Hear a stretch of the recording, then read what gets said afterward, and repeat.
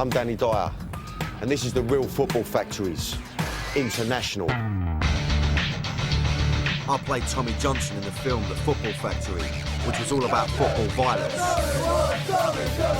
Fucking nutters. Then I travelled the UK and met the real football firms. Now, I'm going international. 9 countries in 2 months. Around the hooligan world in 60 days. A whole new level of football violence. We'll be in riots. We'll get tear gassed, chased, and even shot at. It's going to be quite a trip.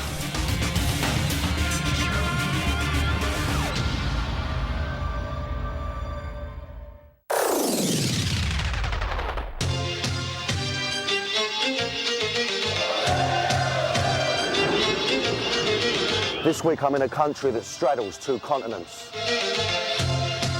It's a crossroads between East and West, between the old and the new. It's famous for its bazaars, hubbly-bubbly pipes and kebabs. It has a growing football reputation on the pitch and a fierce one off it. I'm talking about Turkey. This is a country whose culture is so strongly based on honour that people are prepared to kill to defend it. 2 guys can fight over anything, and sometimes, knives start talking. While the fanaticism of Turkish fans can be exciting, it can also be terrifying. I'll be meeting the Galatasaray firm who are at the centre of the infamous battle where 2 Leeds fans died. And I'll experience the most explosive derby in Europe, Fenerbahce versus Galatasaray. Turkey's the gateway to the Middle East. It's separated by the Bosphorus Straits, with half the country in Europe and the rest in Asia. I start my journey here in Istanbul. Now, the city's also divided by the Straits. Now, we're in one of the hotbeds of world football. The supporters are fanatical. When that passion boils over, the results can be deadly. Welcome to hell.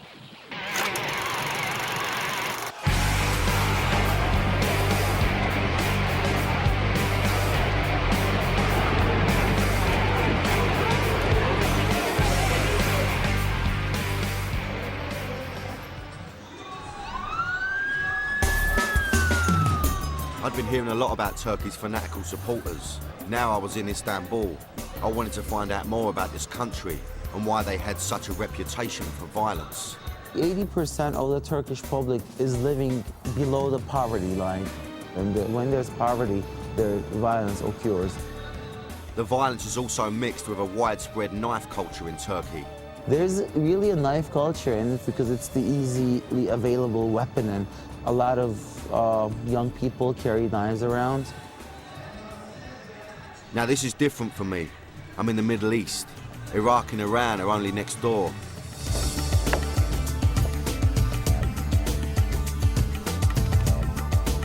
It looks both east and west for its culture. Islam is important, but football is the real religion in Turkey. When it comes to the beautiful game, it's all about raw passion. Fenerbahce and Galatasaray are the 2 biggest teams in Turkey. Both clubs are based in Istanbul, but football divides this city.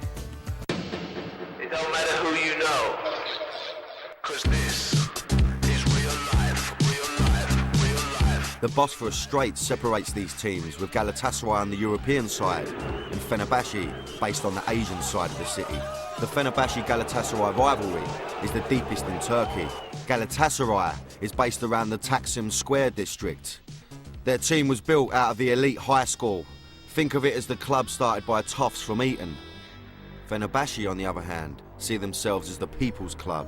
In the First World War, their forefathers ran guns for fighters against us, the British. Whereas Galatasaray used to be the wealthier club because of their European success, poor investment has led to near bankruptcy. New money at Fenerbahce means they have now become the richer of the 2 clubs.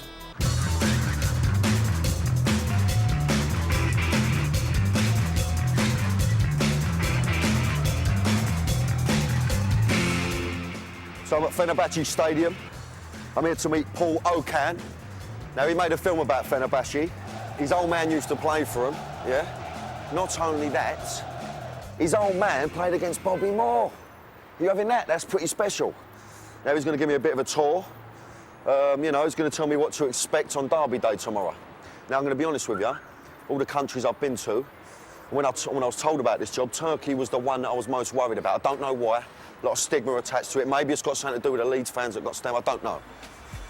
Let's go and find out, see what he's got to say.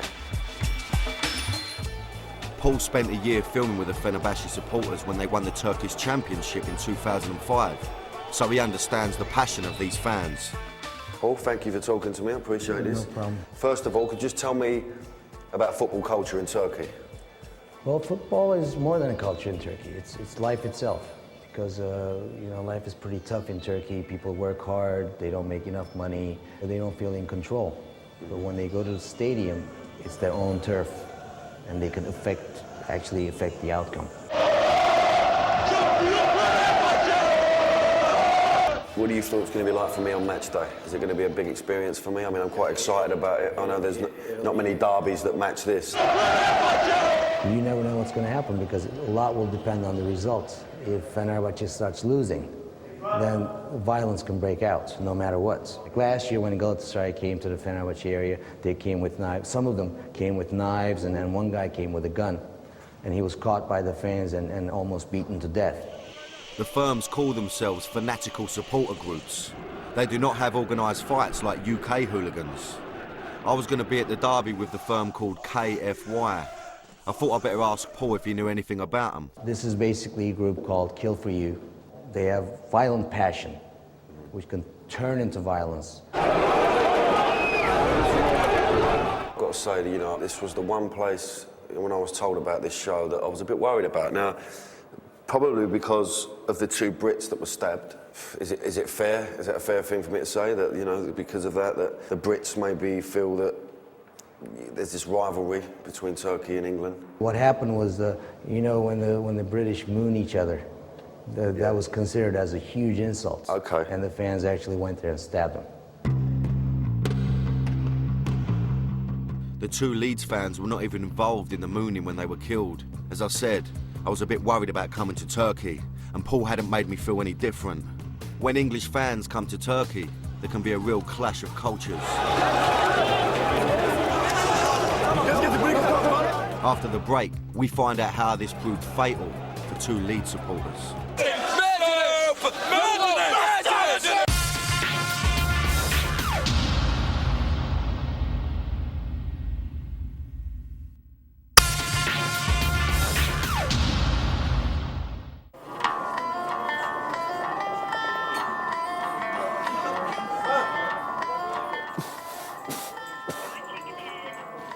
Welcome back to International Football Factories. This week I'm in Turkey.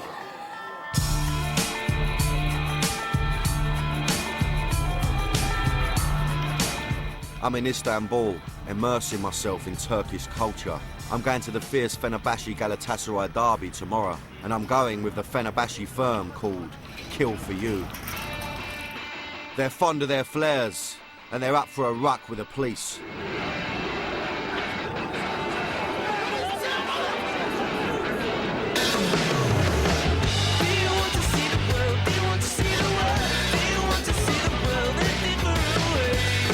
I'm on my way to meet them, to see if they'll tell me more about the rivalry and the way things are done in Turkey. Two of their firm have agreed to meet me at a secret location.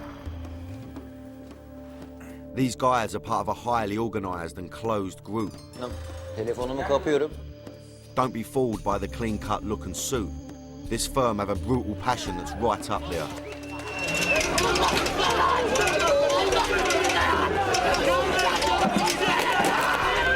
This is the first time that any of these guys have spoken to the media.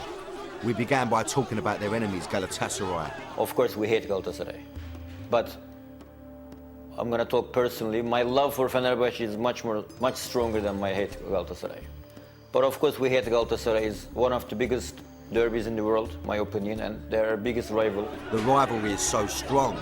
Even their friends who support Galatasaray become targets on Derby Day. Well, 10 years ago, I had friends from my university, and we were, good friends. They were Galatasaray fans, and I could see them perfectly because they would split the stadium into two halves, and I could just see them perfectly, my friends, and I lit one of those flares, and I threw it exactly on my friends. I could have burnt them, they could have lost an eye. I didn't think about it at the time. So during those times, there is no oxygen, going into your brain. This is the violence that happens between friends, but some of the past battles between these rivals have been like all-out war.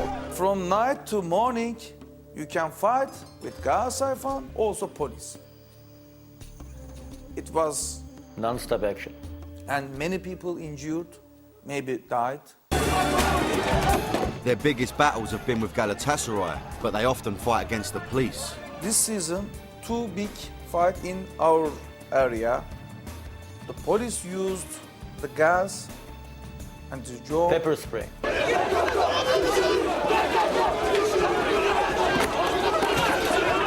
If you're gonna go to away game, then The police, 90% you might get a stick or pepper spray.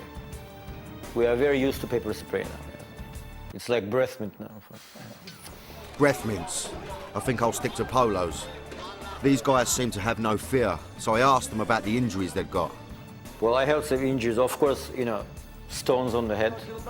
It's always a nice story here in Turkish terraces. In 2001, against Samsunspor, it was our championship game, and people were throwing stones at us. One of them pulled up the sink, the big china, and it broke on my head, and I had to have stitches. But so many people were injured from both sides. When it was my turn to get stitches, the guy at the ambulance said, "We're sorry, sir. There's no more stitches, no more needles left to stitch you up." So I had to watch the game like that, with my head half open. We watched the game. We became the champions, and I came back to Istanbul like that. I had stitches, and then I went back celebrating. Volkan was injured when he tried to confront the ex-Liverpool player Graham Souness, who used to be the manager of Galatasaray. in 1996, the Sunus came our stadium and to He planted the flag. flag. Souness had been insulted by Fenerbahce, so when Galatasaray beat Fenerbahce, Souness planted the Galatasaray flag in the centre of the pitch, which enraged the Fenerbahce fans. I tried to run the flag, but suddenly the big police dog beat me, man. Yeah, he beat you. Then after beat me, I shouted. I was angry. The police and the 10 police came and shot me by job at the same time. Souness misjudged the passion of the fans and actually endangered his life. It was a very stupid thing to do. And what was he thinking, really?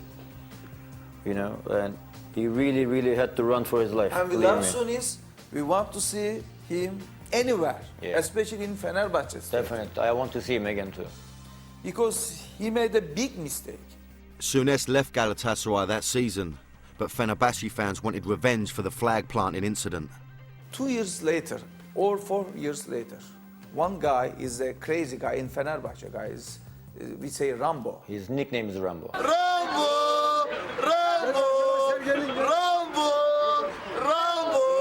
He's crazy, definitely crazy. He's a report from the doctor. Yeah. Allah belamı versin sana. Allah haricinde kimse gelse tutamaz beni. Rambo is a hero to the Fenerbahce fans. Like them, he found Souness's actions hard to take. So on the eve of their opening game of the season, he broke into Galatasaray's stadium. İstifa! İstifa! He hid in the advertising hoardings armed with a Fenerbahce flag and a large kebab knife. And the moment it was kickoff time, he cuts it open with his knife. He runs towards the stadium. And it was the opening game of Galatasaray, so it was 25,000 fans. He scares off the Galatasaray players with a knife. He plants the flag. And he didn't let anybody come near the flag because he had a knife. Rambo shows how the Turkish passion for football can be all-consuming.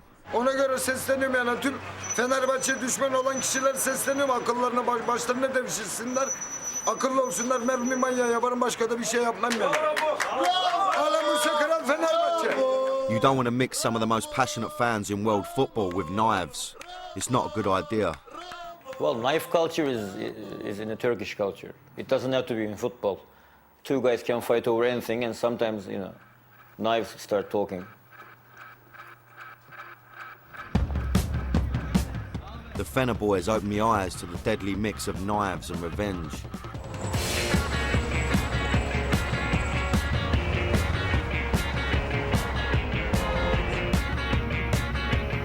Most British teams and fans get a hostile reception when they come to Turkey. There's been a bit of history between us. The troubles go back to 1993 when Man United played Galatasaray. Over 170 English fans were arrested and deported before the game even started. Trouble flared on the pitch after Cantona lashed out at a Turkish player. This is the Chelsea team welcome when they came to play Galatasaray in 1999.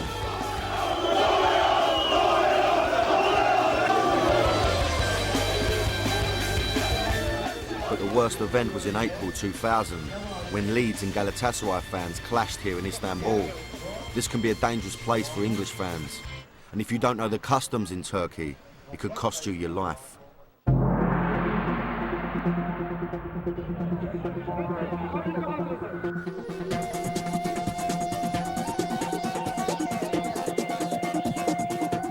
I'm going to the area of the bloody clash between Brits and Galatasaray. I'm in the heart of Galatasaray territory, and I'm heading for Taksim Square. This square represents two faces of Turkish football.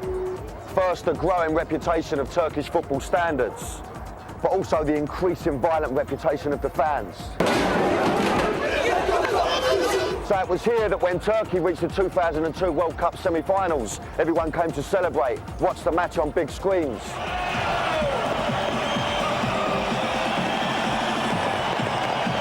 It was also here two Leeds fans were stabbed to death in 2000.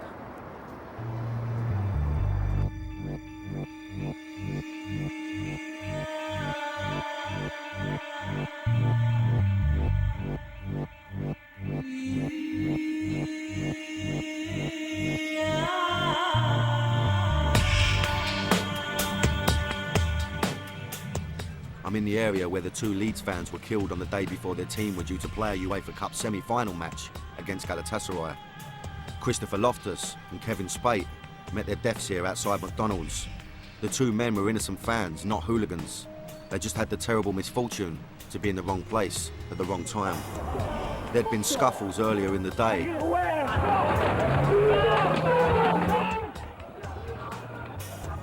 Turks claimed that drunken Leeds fans were being rowdy and mooning passers-by. But the worst trouble flared here. Leeds fans leaving this pub were attacked with iron bars, hatchets and knives. Christopher and Kevin got caught up in this carnage.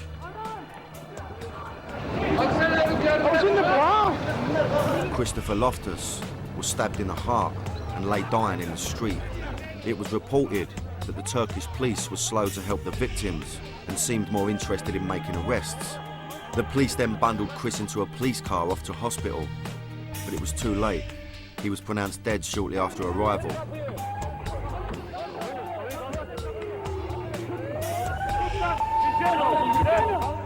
Kevin Spate was also stabbed. Ambulances couldn't get to him, so the police put him into a taxi. He later died in the operating theatre. Several other Brits were stabbed, and many spoke of being hunted down by packs of Galatasaray fans. The Turkish police were blamed for not using force to prevent the incident getting out of hand. They were also criticised for not cooperating with the British police spotters who were there. It was said that the Turkish police were more worried about receiving negative media coverage than policing the fans. These horrific events left two Leeds fans dead and 5 others seriously injured. Despite this, the planned match still went ahead amid high tension and maximum security.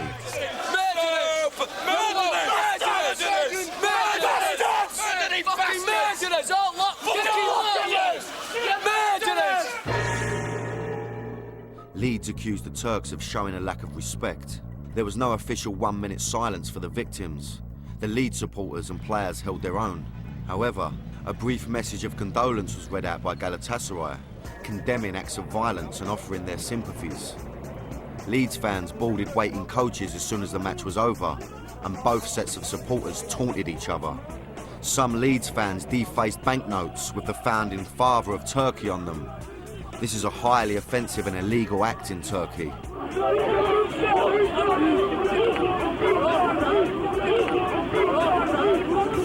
Their coach was driven through streets lined with Galatasaray supporters. And there were ugly scenes at the airport as they boarded their flight home.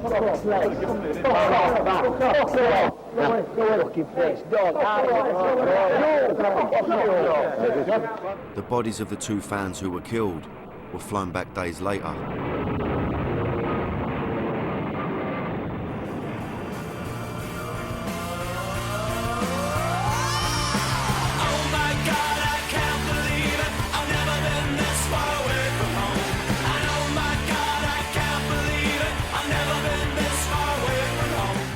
It must have been an absolutely terrifying experience on that night. Turkey is a very nationalistic country where the culture is based on pride and honour. If you insult people, they reply tenfold. While some Turks thought the provocation was no excuse for the killing of the Leeds fans, many of the public thought they got what they deserved. It's really disappointing for me to say that when those stabbings happened, all the Leeds players, not everyone was filled with sorrow and disappointment. I remember headlines as if to say, you know, you deserved it. These events happened while Turkey was pushing for entry into the EU, but people questioned whether this Muslim country could ever become part of Europe. In the UK, some thought that this event and reaction showed that Turkey put more value on their customs than human life.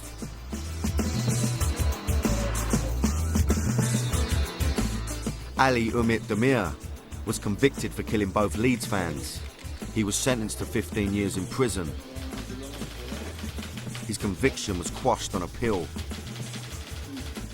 However, new evidence has come to light and a retrial has been ordered, which is currently ongoing with a hearing scheduled for May 2007.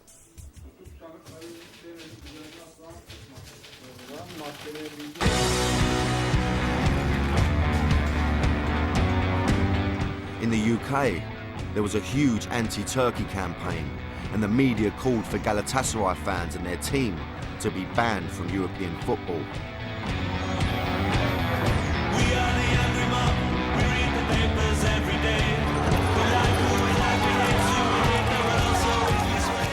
But Galatasaray were allowed to continue in the competition and beat Arsenal in the final. There were more riots and 4 fans were stabbed. The sense of injustice had been paralleled with a sense of hate, and the feud between English and Turkish fans was further inflamed.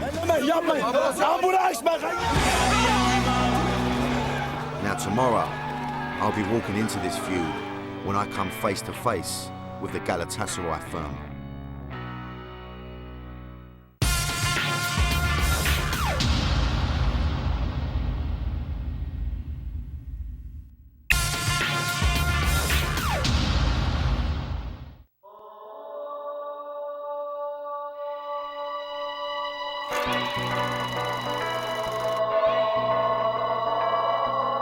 The early call to prayer in Turkey means you don't need an alarm clock to get you up in the morning.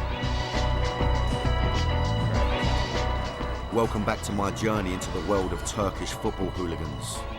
It's the morning of the derby, the clash between Fenerbahce and Galatasaray. But before I go to the game, I'm going to meet the notorious Galatasaray firm. They're infamous for making their stadium like hell for opposing teams.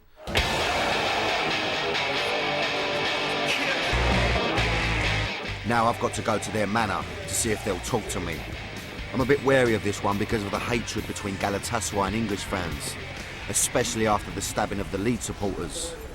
Turkish fans don't pay homage to UK hooligans, and I'm not sure they know me from the football factory.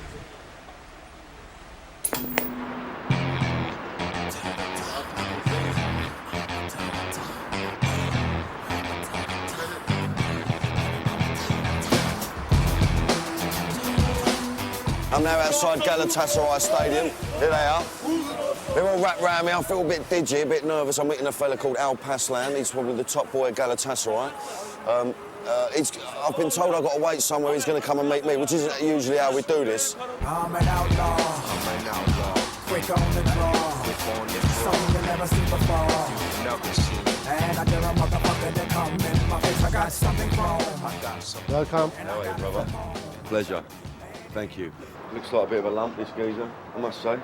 More of the boys started to arrive, and things were getting lively.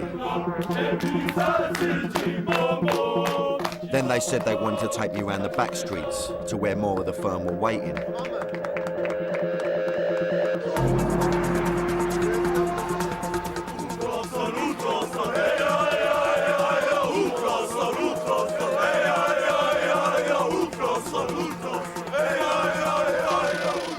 I asked Alpaslan if he thought it would kick off at the match today.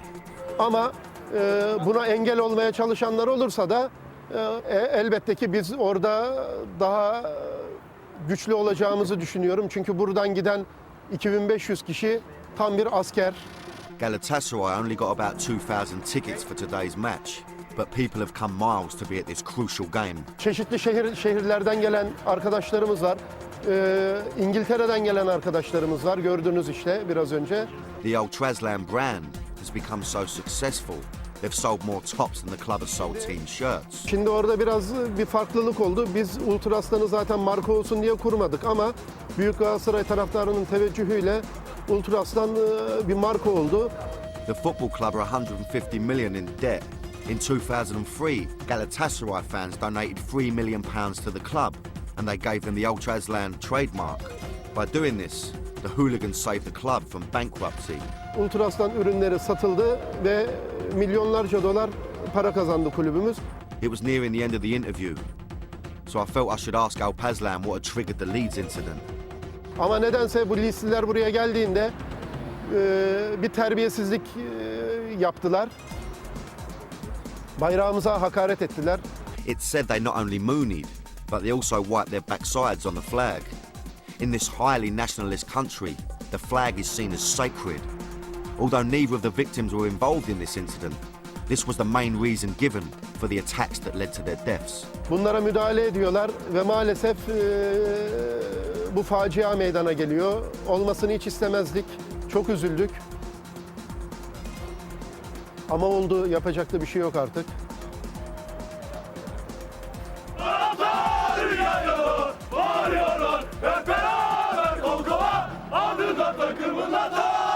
Eller havaya, eller havaya. Alpaslan and his top men had to leave.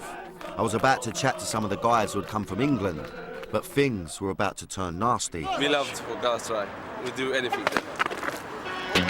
While most of the Galatasaray firm had been welcoming, some were not happy that we were there. We were deep in their territory without Alpaslan and his boys for protection. We had outstayed our welcome, and it was time to leave. So look, we've got to get away from this plot now. We're now on the European side of Turkey. We've got to get over the other side to Fenerbahce, you know what I mean? It's a proper mission. The old bill have turned up. It's all getting a bit digi. People throwing things at us and all that, you know what I mean?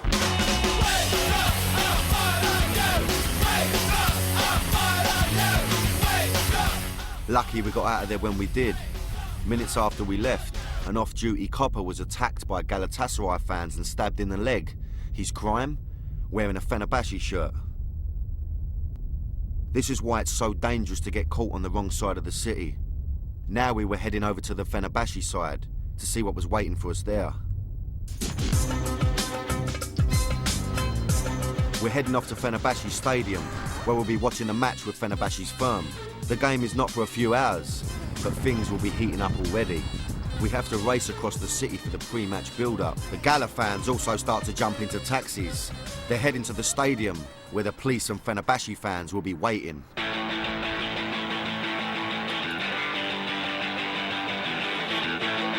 The Fener fans are out in force and are about to descend on the stadium.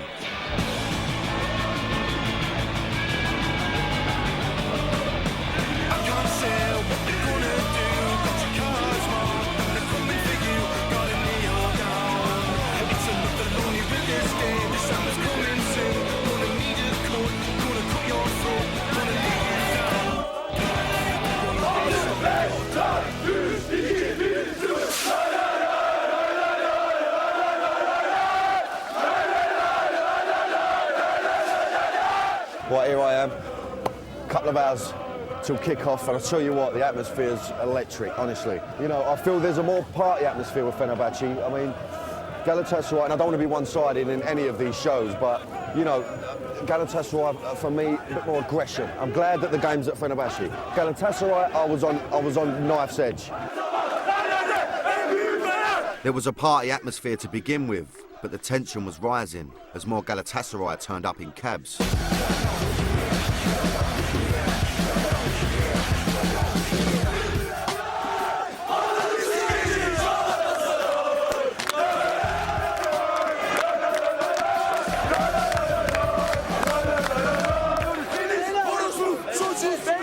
Police held back the Fenerbahce fans, who were now on a bridge chanting down at the Galatasaray fans.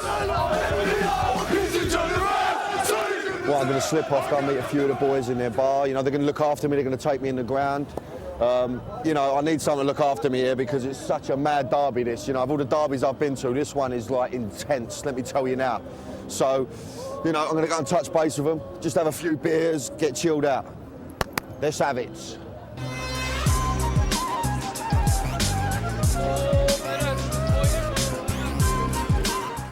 The Fenerbahce Kill For You firm were plotted up in a bar just around the corner from the stadium. I wasn't sure what kind of reception I was going to get, or even if they would trust me to come to the game with them. What we got here?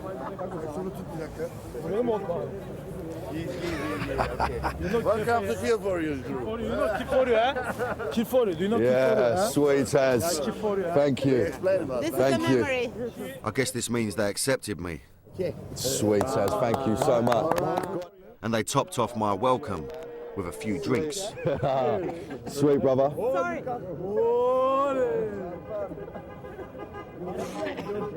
Fenerbahce. Sorry. Great hosts. Galatasaray, Galatasaray'ymış bütün olanlar. Kalbinde yıldızmış, gönüllerde ay. Allah'ın sikeceğiz Galatasaray. She's one of the top birds. After a few drinks, my mind turned to the game. Security here is very, very high. All the coins you've got to take out of your pocket. I've even had to leave my house keys. House keys? You know, because they will throw anything at these games. Now, we may have a bit of trouble filming it. So, microphone has to come off. The likelihood is it's not going to happen. You know, we're going to see what we can do. Hopefully I can bring you coverage of the Fenerbahce Galatasaray match. Believe you me, it's going to be electric. I could feel the intensity of the crowd as I approached the stadium. The feeling, I'm not even in the crowd yet. It's amazing. Powerful. I've got to say, my hairs are standing up on the back of my neck.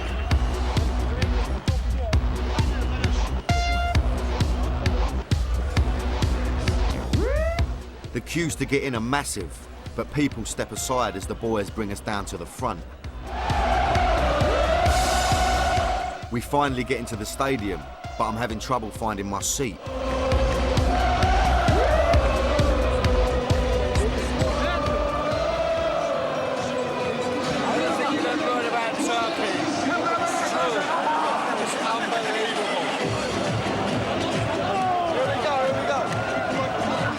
The Galatasaray fans are in the section next to us.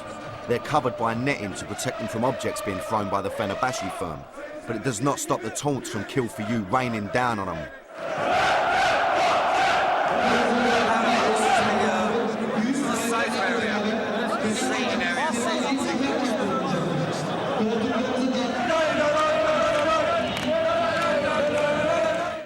Volkan is one of the top boys of Kill For You, so he organises the unveiling of the main banner in our section.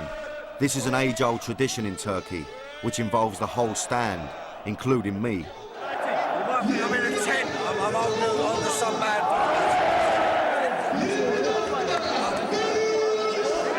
So happy, man, you won't believe it. This is amazing, and the game hasn't even started yet.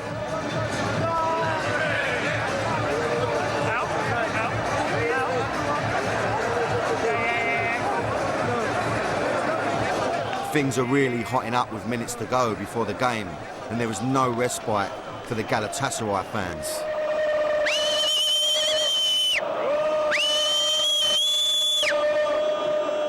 The game gets underway, and it feels like the stadium is shaking.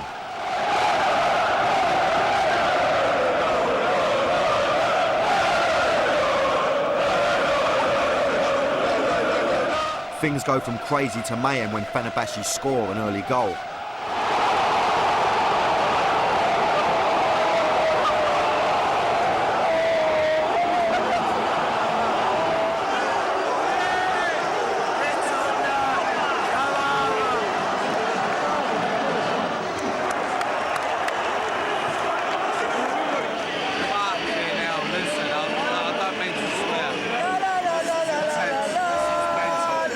Every time Galatasaray get the ball, the Fenerbahce fans whistle to intimidate them.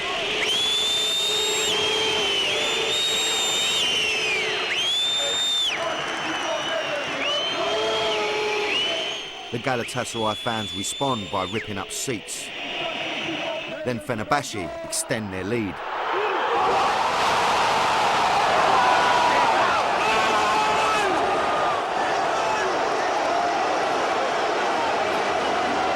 The guy in front of me literally surfs the crowd.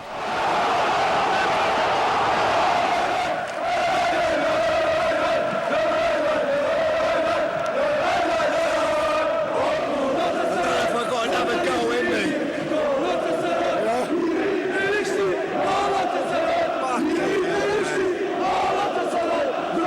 The goal sparks more violence from the Galatasaray fans, and at half-time, they clash with the police.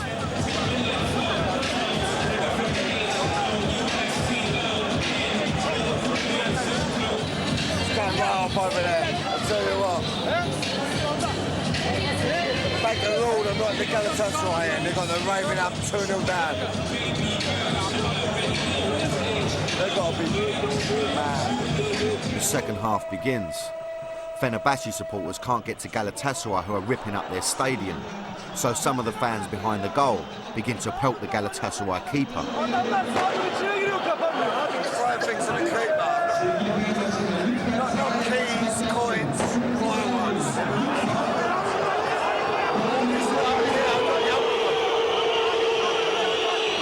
Now they might jeopardise the game. There's no need to 2-0 up. This is just like another world. Galatasaray get a goal back in the second half, but Fenerbahce managed to win the game 2-1.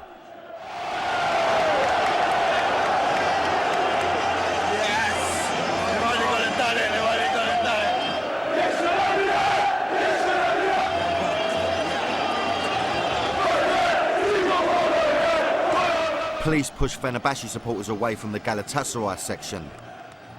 They managed to keep both sets of fans apart. Kill For You chant their last songs at Galatasaray. For another 10 minutes before we leave the stadium.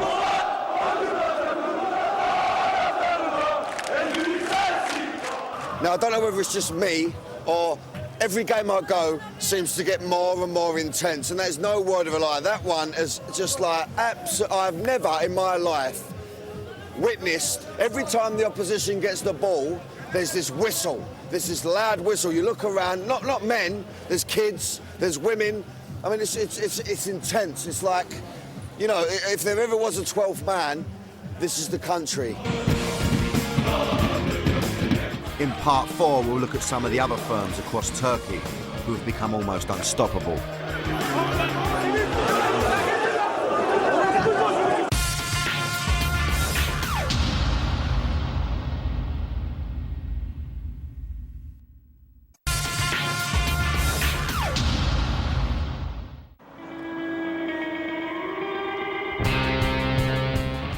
It's the morning after going to the biggest derby in Turkey.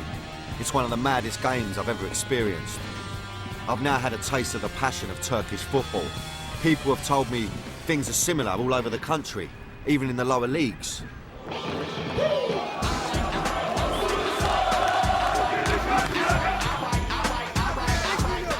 They told me about a place called Izmir. This westernised port city is better known for its holiday resorts, but it's also home to two lower league sides who are fierce rivals. Both of these are on opposite sides of a bay, Karşıyaka on one side and Göztepe on the other. Göztepe's firm is called Yali. This is them preparing to travel to an away game against Aliaga Belediyespor. Got this feeling in my head. This is the first time the police come with us. They're really scared or it's really dangerous. They worry about us, yeah.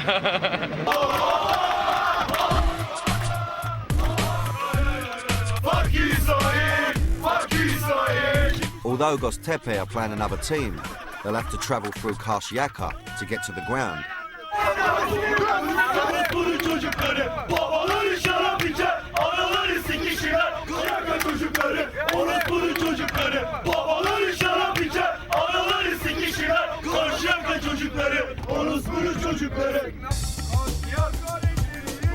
The surrounding roads are closed and the Göztepe bus is flanked by an armoured police vehicle.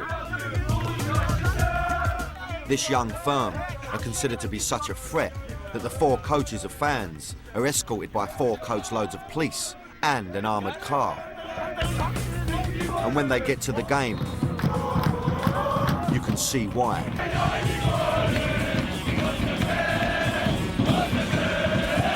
Could you imagine away support like this? For Accrington Stanley. Göztepe are losing 3-1 and things get heated when one of the opposing players taunts the Göztepe fans after his team score again.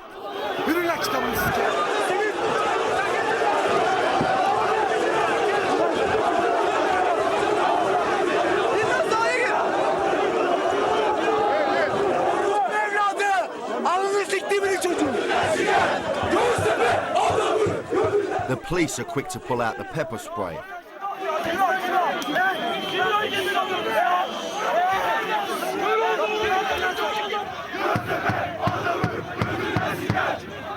The game is lost and the firm are ready to leave.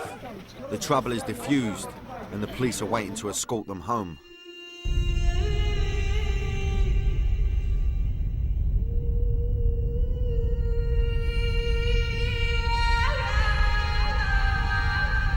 The relationship with the firms and the teams is more direct in the lower leagues. Respect and power is everything. Göztepe's main rivals are Karşıyaka. This is their firm, called Şarşa. The last time Karşıyaka and Göztepe clashed, it was pure hate. It's like Bloody Sunday. One man was stabbed to death, another 50 were injured. Everybody drinks, get their knives, and if you see yellow and red, you attack them. The leaders of the firm are godfather-like figures in Karşıyaka. They protect us from the cops, they protect us from the opposite team. It's not about a respect to your mother or your father. I don't listen my mom or dad, but I listen my leaders. The firm's respect extends onto the pitch. One of the firm's leaders brings the team over to applaud the fans.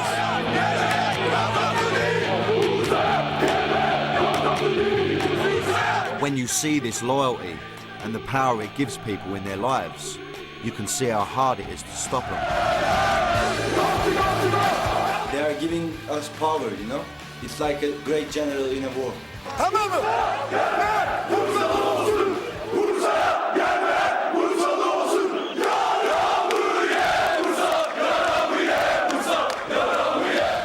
I've come to the end of my journey and I've seen the two sides of Turkish football culture. I've experienced the hospitality of the firms and I've seen the fierce, intense passion that can end in death. If you come to Turkey, it's best to know their customs. Like us, The Turkish are extremely proud of their country and their football, which they will defend to the last. There are maybe 3 people that if they say stop, we'll stop.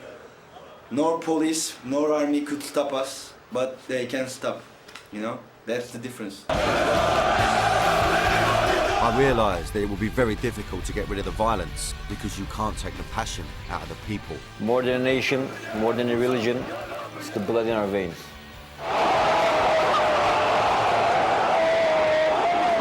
It's the most important one thing in our lives.